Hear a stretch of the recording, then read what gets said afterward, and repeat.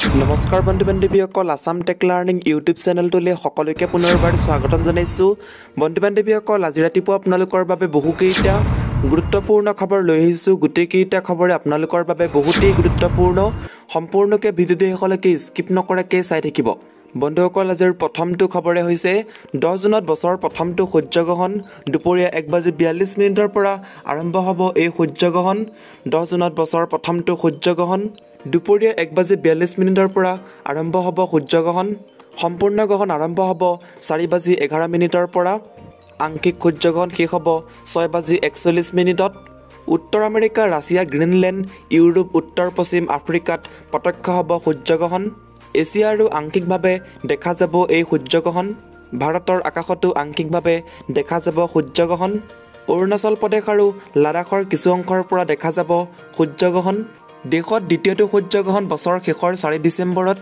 10 জুনত বছৰৰ প্ৰথমটো সূৰ্যগ্ৰহণ দুপৰীয়া 1:42 পৰা আৰম্ভ হ'ব সূৰ্যগ্ৰহণ ইয়াৰ লগতে বন্ধুসকল 2 নম্বৰ খবৰটি হৈছে ৰাজ্যত আজিৰ পৰা ঘৰে ঘৰে হ'ব কোভিড পৰীক্ষা প্ৰতিখন গাঁৱলৈ যাব স্বাস্থ্যকৰ্মী ৰাজ্যত কৰোনাৰ সংক্ৰমণ ৰোধ কৰিবলৈ ৰাজ্য চৰকাৰে বিভিন্ন পদক্ষেপ গ্ৰহণ কৰি আছে ইয়াৰ মাজতে আন এক পদক্ষেপ গ্ৰহণ কৰিছে চৰকাৰে ৰাজ্যত আজিৰ পৰা ঘৰে ঘৰে হ'ব কোভিড পৰীক্ষা ইয়াৰ ক্ষেত্ৰত গাঁৱে গাঁৱে সামূহিক নিৰীক্ষণৰ কাৰ্যসূচী গ্ৰহণ কৰা হৈছে উল্লেখ্য যে নিশ্চয়তা শীৰ্ষক অভিযানৰ অধীনত গ্ৰহণ কৰা হৈছে এই পদক্ষেপ আজিৰ পৰা আৰম্ভ হৈছে এই অভিযান উল্লেখ্য যে 33খন জিলাৰ 28000 গাঁৱলৈ যাব স্বাস্থ্যকৰ্মীৰ দল এই স্বাস্থ্যকৰ্মীসকলে কোভিড আক্ৰান্ত আৰু পৰিয়ালৰ আন সদস্যসকলক দিব পৰামৰ্শ অন্যান্য ৰোগৰ তথ্য ল'ব দলটোৱে জানিব পৰা মতে স্থানীয় আশাকৰ্মীৰ সহযোগত চিকিৎসকে নেতৃত্বত চলিব এই পৰীক্ষা ইয়াৰ লগতে বন্ধুসকল 3 নম্বৰ খবৰটি হৈছে এটা ডাঙৰ খবৰ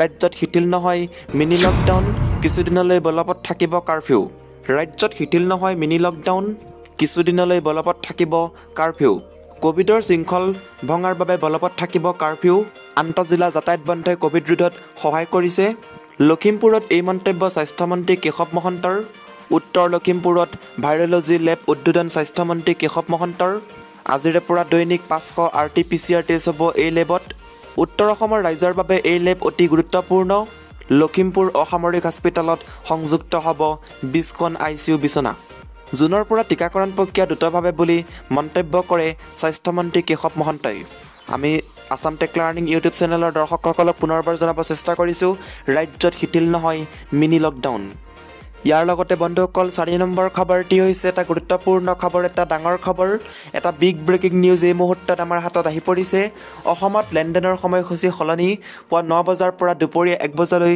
খোলা থাকিব বেংক অসমত ষ্টেট বেংককে ধৰি সকলো বেংকৰ কামৰ সময়সূচী সলনি কৰা হৈছে আজিৰ পৰা অহা 5 জুনলৈ এই সময়সূচী সলনি কৰা হৈছে পুৱা 10 বজাৰ পৰিৱৰ্তে 9 বজাৰ পৰা আৰম্ভ হ'ব বেংকৰ লেনদেন এই কেইদিন পুৱা 9 বজাৰ পৰা দুপৰীয়া 1 বজালৈ চলিব বেংকৰ কাম-কাজ এই সময়ছোৱাত বেংকসমূহত টকা জমা কৰা উলিওৱা চেক ক্লিয়াৰ আদি কাম সম্পাদিত হ'ব আংশিক লকডাউনৰ পৰিপ্ৰেক্ষিতত ৰাজ্য চৰকাৰৰ সৈতে আলোচনা কৰি টেষ্ট লেভেল বেংকাৰ্ছ কমিটিয়ে এই সিদ্ধান্ত গ্ৰহণ কৰিছে নম্বৰ খবৰটি হৈছে এটা ডাঙৰ খবৰ হত্যাৰ অভিযোগত আটক 4 বিজেপি নেতা TMC নেতাক হত্যাৰ অভিযোগ 4জনকৈ বিজেপি নেতাৰ বিৰুদ্ধে তৃণমূল কংগ্ৰেছ কৰ্মীক হত্যাৰ অভিযোগত আটক 4 বিজেপি নেতাক পশ্চিমবংগৰ বীৰভূমত আটক 4 বিজেপি নেতাক কান্তাবাউৰী নামৰ এজন তৃণমূল কংগ্ৰেছ নেতাক হত্যাৰ অভিযোগ যোৱা 8 মে'ত সংঘটিত হৈছিল জঘন্য কাণ্ড ঘটনা সন্দৰ্ভত আৰু 6জন ব্যক্তি জড়িত থকাৰ সন্দেহ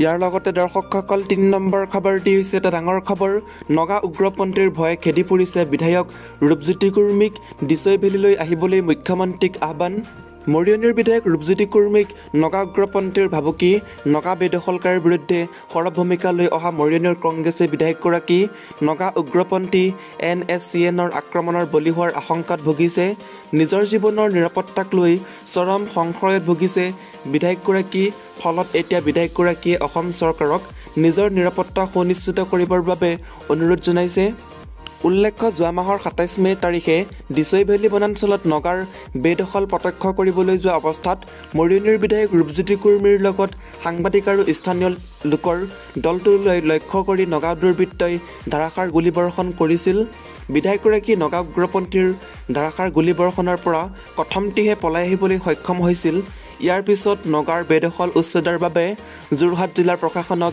বিধায়কগৰাকীয়ে 24 ঘণ্টা সময় দিছিল। কিন্তু পৰৱৰ্তী সময়ত যোৰহাট জিলাৰ প্ৰশাসনে নগাৰ বেদখল উচ্ছেদ কৰিব নোৱাৰাৰ বাবে 28 মে'ৰ দিনৰ 1 বজাৰ পৰা ৰূপজ্যোতি কুৰ্মী আমৰণ অনশনত বহে। আনহাতে উক্ত দিনাই মুখ্যমন্ত্ৰীৰ নিৰ্দেশত দিছৈবেলিত উপস্থিত হৈ অসম আৰক্ষীৰ বিশেষ সঞ্চালক প্ৰধান GP সিং, ৰাজ্যৰ শীৰ্ষ আৰক্ষী বিষয়াগৰাকীয়ে অনশনত বহা বিধায়কক দিছৈবেলিৰ পৰা নগাক উচ্ছেদ কৰাৰ ব্যৱস্থা গ্ৰহণৰ আশ্বাস প্ৰদান কৰি অনশন প্ৰত্যাহাৰ কৰিবলৈ জনাই যদিও কুৰ্মীয়ে অনুৰোধ প্ৰত্যাখ্যান কৰি অনশন অব্যাহত ৰাখিছিল। কিন্তু ৰাজ্যৰ সীমান্ত উন্নয়ন বিভাগৰ মন্ত্ৰী অতুল বৰাৰ অনুৰোধ মৰ্মে বিধায়কগৰাকীয়ে নগাৰ বেদখল উচ্ছেদৰ বাবে অসম চৰকাৰক 5 দিনৰ সময় দিছিল আৰু তাৰ লগতে সাময়িকভাৱে আমৰণ অনশন প্ৰত্যাহাৰ কৰিছিল। যোৱাকালি প্ৰশাসনক ৰূপজ্যোতি কুৰ্মীয়ে বান্ধি দিয়া সময়সীমা উকলি যায়। বিধায়কগৰাকী আজি দিছৈবেলি সংৰক্ষিত বনাঞ্চলৰ ঘটনাস্থলীত উপস্থিত হৈ বিধায়কগৰাকীয়ে লগত হোৱা সাক্ষাৎকালত কয়, কাইলৈ মুখ্যমন্ত্ৰী হিমন্ত বিশ্ব শৰ্মাক মই সাক্ষাৎ কৰিব অসমৰ ভূমিৰ পৰা নগাৰ বেদখল উচ্ছেদ কৰিবলৈ দাবী জনাই স্মাৰক পত্ৰ প্ৰদান কৰিম। মুখ্যমন্ত্ৰীগৰাকীক নগাৰ বেদখল প্ৰত্যক্ষ কৰিবলৈ দিছৈবেলি বনাঞ্চললৈ আহিবৰ বাবে মই অনুৰোধ জনাম। ইয়াৰ লগতে দৰ্শকসকল 4 নম্বৰ খবৰটি হৈছে চিলিণ্ডাৰ বিস্ফোৰণ হৈ 8জনৰ মৃত্যু। চিলিণ্ডাৰ বিস্ফোৰণ হৈ 8জনৰ মৃত্যু। উত্তৰ প্ৰদেশৰ গুণ্ডাত ভয়ংকৰ ঘটনা। ভয়ংকৰ বিস্ফোৰণত আনকি খহি পৰে এটা অট্টালিকাও। ঘটনাত গুৰুতৰভাৱে আহত আন 7জন। মঙলবাৰে নিশা খাদ্য ৰান্ধি থকাৰ সময়তে বিস্ফোৰণ সংঘটিত হয়। বিস্ফোৰণত কঁপি উঠে সমগ্ৰ অঞ্চলটো। গুণ্ডাৰ টিকৰি গাঁৱত সংঘটিত হয় ঘটনা। বিস্ফোৰণৰ পিছতে আৰক্ষী প্ৰশাসনৰ উদ্ধাৰ অভিযান। মৃতকৰ মাজত 2 মহিলাসহ আছিল 3টা শিশু। মুখ্যমন্ত্ৰী যোগী আদিত্যনাথৰ শোক প্ৰকাশ। আহতসকলক বিনামূলীয়া চিকিৎসাৰ বাবে নিৰ্দেশনা। ইয়াৰ লগতে দৰ্শকসকল 5 নম্বৰ খবৰটি হৈছে কাৰাগাৰৰ পৰাই সমষ্টিৰ কাম আৰম্ভ কৰিলে অখিল গগৈ। গঠন কৰিলে 3খন সমিতি। কাৰাগাৰৰ পৰাই সমষ্টিৰ কাম আৰম্ভ কৰিলে শিৱসাগৰ জনপ্ৰতিনিধি অখিল গগৈ। বিধায়ক হৈ 3খন বিশেষ সমিতি গঠন কৰিলে অখিল গগৈ। এই সমিতিৰ তত্বাৱধানত হ'ব সমষ্টিৰ কাম। 1 জুনৰ পৰাই কাৰ্যকৰী হোৱাকৈ এই ব্যৱস্থা গ্ৰহণ শিৱসাগৰ বিধায়ক অখিল গগৈৰ। এই কথা সংবাদমেলযোগে জনালে ৰাইজৰ দলে। সমষ্টিৰ কাম কাজৰ ক্ষেত্ৰত কিছু সুকীয়া আৰু পৃথক ৰাইজৰ দলৰ সভাপতি তথা শিৱসাগৰ বিধায়ক অখিল গগৈ যদিও অখিল গগৈ কাৰাৰুদ্ধ, কিন্তু কাৰাগাৰৰ পৰাই সমষ্টিৰ কাম কাজ চলোৱাৰ প্ৰস্তুতি চলাইছে বিধায়কগৰাকীয়ে। সমষ্টি উন্নয়নৰ বাবে গঠন কৰিলে 3খন বিশেষ সমিতি। সমষ্টি পৰিচালনা সমিতি, সমস্যা চিনাক্তকৰণ সমিতি আৰু পৰ্যটন উন্নয়ন উপদেষ্টা সমিতি। স্থানীয় জনতাক লগত লৈ আৰম্ভ কৰিছে এই সমিতি। সমিতিসমূহৰ লক্ষ্য আৰু কাৰ্য হ'ব শিৱসাগৰ সমষ্টিৰ সমস্যা নিৰ্ণয়, শিৱসাগৰক পৰ্যটনৰ স্থানৰূপে গঢ়াৰ পৰামৰ্শ ব্যৱস্থাৱলী নিৰ্ণয় আৰু সমষ্টিটো পৰিচালনাৰ দায়িত্ব। ইয়াৰ লগতে দৰ্শকসকল 7 নম্বৰ খবৰটি হৈছে 6 কোটি চাকৰিয়াললৈ বিজেপি চৰকাৰৰ ডাঙৰ উপহাৰ। দেশৰ চাকৰিয়ালসকলৰ বাবে ভাল খবৰ। পৰৱৰ্তী মাহ অৰ্থাৎ জুলাইৰ পৰা PF একাউণ্টলৈ আহিব পাৰে অধিক ধন। দৰাচলতে কৰ্মচাৰীসকলে শীঘ্ৰেই কৰ্মচাৰী ভৱিষ্যত নিধি সংস্থাৰ এমপ্লয়িজ প্ৰভিডেণ্ট ফাণ্ড অৰ্গেনাইজেশ্যন চমুকে EPFৰ পৰা পাব পাৰে সুখবৰ। কৰ্মচাৰীসকলক শীঘ্ৰেই জুলাইৰ শেষৰ ফালে 2020-21 বিত্তীয় বৰ্ষৰ বাবে 8.5% সুদ পৰিশোধ কৰাৰ কথা ঘোষণা কৰা হ'ব পাৰে। EPFয়ে ইতিমধ্যে এই বিষয়টোক লৈ শ্ৰম মন্ত্ৰালয়ৰ পৰা অনুমোদন লাভ কৰিছে। সমগ্ৰ প্ৰক্ৰিয়াটো অচিৰেই আৰম্ভ হোৱাৰ সম্ভাৱনা আছে বুলি জানিব পৰা গৈছে। 6 কোটিৰো অধিক কৰ্মচাৰীয়ে লাভ কৰিব চৰকাৰৰ এই সুবিধা। শ্ৰম মন্ত্ৰালয়ৰ লেবাৰ মিনিষ্টাৰী অনুমোদনৰ পিছতেই সমগ্ৰ দেশৰ প্ৰায় 6 কোটি কৰ্মচাৰীয়ে PFৰ অধীনত থকাৰ বাবে এই সকাহ পোৱাৰ সম্ভাৱনা প্ৰকট হৈ উঠিছে। EPFয়ে জুলাইৰ শেষৰ ফালে 2020-21 বিত্তীয় বৰ্ষৰ বাবে 8.5% সুদ প্ৰদান কৰিব পাৰে। সংবাদ মাধ্যমৰ প্ৰতিবেদন অনুসৰি কৰ্মচাৰীৰ একাউণ্টত পোনপটীয়াকৈ সুতৰ ধন জমা হোৱাৰ সম্ভাৱনা অধিক।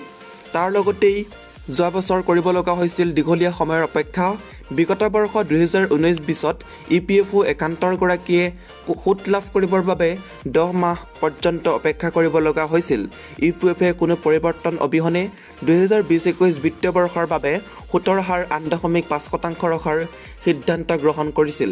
ইয়াৰ উপৰি EPFOয়ে সমগ্ৰ দেশত কৰোনা মহামাৰীৰ দ্বিতীয় ঢৌৰ বাবে একাউণ্টৰ গৰাকীসকলক ৰিফাণ্ডেবল COVID-19ৰ অগ্ৰিম ধন উলিয়াবলৈ অনুমতি প্ৰদান কৰিছিল। তাৰ লগতেই উল্লেখ্য যে 1 জুনৰ পৰা জাৰি কৰা হৈছে EPFৰ নতুন নিয়ম। এই নিয়ম অনুসৰি PF একাউণ্টৰ গৰাকীৰ UANO আধাৰৰ দ্বাৰাই ভেৰিফাই কৰিব লাগিব। সামাজিক সুৰক্ষা কোড ছ'চিয়েল ছিকিউৰিটি কোডৰ ধাৰা 142ৰ অধীনত এই সিদ্ধান্ত গ্ৰহণ কৰিছে EPFOয়ে। নিয়োগকৰ্তাসকলক নিৰ্দেশ দিয়া হৈছে যে যদিহে 1 জুনৰ পিছত তেওঁলোকৰ কৰ্মচাৰীৰ PF একাউণ্ট আধাৰৰ সৈতে লিংক কৰা নাথাকে বা UANক আধাৰৰ দ্বাৰা ভেৰিফাই কৰা নহয়, তেন্তে তেওঁৰ বাবে ইলেক্ট্ৰনিক চালান আৰু ৰিটাৰ্ণ চমুকে ECR দাখিল কৰিব নোৱাৰিব। সেয়েহে কৰ্মচাৰী PF একাউণ্টক আধাৰৰ সৈতে লিংক কৰাটো গুৰুত্বপূৰ্ণ হৈ পৰিছে। ইয়াৰ লগতে দৰ্শকসকল 8 নম্বৰ খবৰটি হৈছে কা বলবৎ কৰিবলৈ বিজেপি বদ্ধপৰিকৰ। নাগৰিকত্ব সংশোধনী আইন চমুকে কা কাৰ্যকৰী কৰিবলৈ বিজেপি বদ্ধপৰিকৰ। যোৱা দীৰ্ঘ সময় ধৰি কাক লৈ চলি থকা বিতৰ্ক তথা ৰাজনৈতিক বাকবিতণ্ডাৰ পিছত শেহতীয়াকৈ কেন্দ্ৰীয় চৰকাৰে দেশৰ 5খন ৰাজ্যত কা বলবৎ কৰিবলৈ গ্ৰহণ কৰা ব্যৱস্থাই পুনৰ চৰ্চা লাভ কৰিছে। এনে সময়তে নাগৰিকত্ব সংশোধনী আইনক লৈ শাসকীয় দলটো বদ্ধপৰিকৰ বুলি মন্তব্য কৰিলে ৰাষ্ট্ৰীয় সাধাৰণ সম্পাদক তথা মঙলদৈ সমষ্টিৰ সাংসদ দিলীপ শইকীয়াই। হেঙেৰাবাৰীস্থিত ৰাজ্যিক বিজেপিৰ মুখ্য কাৰ্যালয়ত এক অনুষ্ঠানত ৰাষ্ট্ৰীয় সাধাৰণ সম্পাদকজনে কয় যে কা বিজেপিৰ কমিটমেণ্ট বিৰোধীৰ বাবেহে ই ইছ্যু, গতিকে বিজেপিয়ে এই কমিটমেণ্ট কাৰ্যকৰী কৰাৰ ক্ষেত্ৰত আগবাঢ়িছে। 2019 চনত সংসদত নাগৰিকত্ব সংশোধনী বিধেয়ক আইন হিচাপে গৃহীত হোৱাৰ পিছত ইয়াক বলবৎ কৰাৰ বাবে ইতিমধ্যে কেন্দ্ৰীয় চৰকাৰে 5খন ৰাজ্যত পদক্ষেপ গ্ৰহণ কৰিছে। যিহেতু এইখন আইনত পৰিণত হৈছে, গতিকে ইয়াক বলবৎ কৰাটো কেন্দ্ৰীয় চৰকাৰৰ দায়িত্ব। বিজেপিয়ে সমগ্ৰ দেশতে এই আইনখন প্ৰযোজ্য কৰাৰ বাবে কেন্দ্ৰীয় চৰকাৰক আহ্বান জনাব। মন কৰিবলগীয়া যে কেন্দ্ৰীয় গৃহ মন্ত্ৰালয়ে শেহতীয়াকৈ গুজৰাট, ৰাজস্থান, ছত্তীশগড়, হাৰিয়ানা আৰু পঞ্জাৱৰ 13খন জিলাত কা বলবৎ কৰাৰ বাবে জাননী জাৰি কৰিছে। মুখ্যত ইয়াকে লৈ অসমত সৃষ্টি হোৱা বিতৰ্কৰ সন্দৰ্ভত আজি ৰাষ্ট্ৰীয় সাধাৰণ সম্পাদক দিলীপ শইকীয়াই স্পষ্টকৈ কয় যে সংসদৰ উভয় সদনে আইনখন সৰ্বসন্মত ৰূপে গৃহীত কৰাৰ পিছত ইয়াক কাৰ্যকৰী কৰাৰ বাবে কেন্দ্ৰীয় চৰকাৰে যি ধৰণে পদক্ষেপ লৈছে তাক ৰাজ্যসমূহে কাৰ্যকৰী কৰাটো দায়িত্ব। যিহেতু আইনখন কাৰ্যকৰী কৰিবলৈ বিজেপি বদ্ধপৰিকৰ, গতিকে ইয়াক লৈ নতুন ইছ্যু কৰাৰ প্ৰয়োজন নাই। বিৰোধীয়ে বিষয়টোক লৈ ইছ্যু কৰিলেও বিজেপিৰ বাবে ই কমিটমেণ্ট। উল্লেখ্য যে মঙলবাৰে ৰাজ্যিক বিজেপিৰ কাৰ্যালয়ত দলৰ মাহেকীয়া মুখপাত্ৰ অসমীয়া বিজেপি বাৰ্তাৰ 54 সংখ্যক সংস্কৰণৰ উন্মোচন কৰা হয়। মুখপত্ৰখন উন্মোচন কৰে দলৰ সাংসদ তথা ৰাষ্ট্ৰীয় সাধাৰণ সম্পাদক দিলীপ শইকীয়াই। ৰাজ্যিক সভাপতি ৰঞ্জিত কুমাৰ দাসৰ উপস্থিতিত এই উপলক্ষে অনুষ্ঠিত এক অনুষ্ঠানত ৰঞ্জিত দাসে কয়, কোভিড দুৰ্যোগৰ মাজতো আলোচনীখন নিৰ্দিষ্ট সময়ত প্ৰকাশ কৰিবলৈ ওলোৱাটো যথেষ্ট কষ্টসাধ্য কামৰূপে চিহ্নিত হৈছে। ইয়াৰ বাবে দলৰ কাৰ্যকৰ্তা আৰু মুখপাত্ৰৰ সম্পাদক ডক্টৰ দেৱদত্ত বৰকাকতি ধন্যবাদৰ পত্ৰ